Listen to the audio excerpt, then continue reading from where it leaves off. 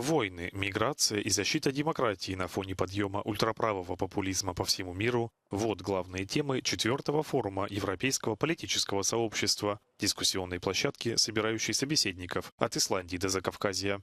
Новый британский премьер вновь демонстрировал готовность перезагрузить отношения с континентом и призывал партнеров сплотиться вокруг Украины, несмотря ни на что.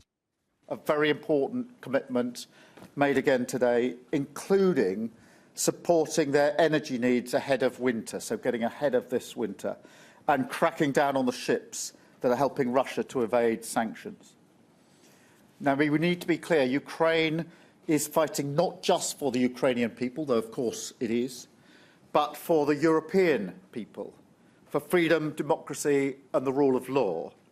And our security therefore starts in Ukraine.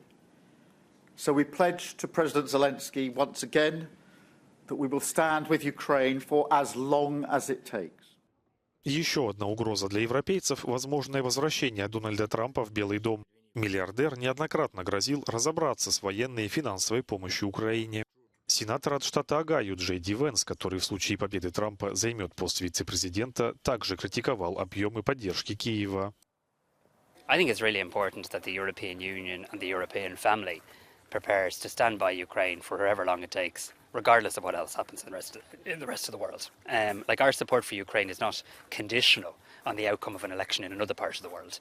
Our European values remain the same and consistent regardless of what any other country decides to do, and it's not for me to cut across that process.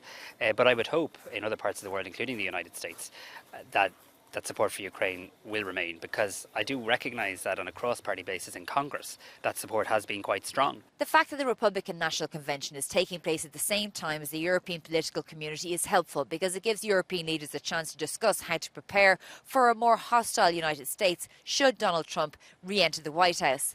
And some of the issues on discussion, migration, defence, Ukraine, democracy, are shared issues with the United States. However, there's a tacit acknowledgement, at least from some leaders, that depending on who wins the election will really determine how these issues are resolved. Shona Murray, Euronews, Blenheim Palace.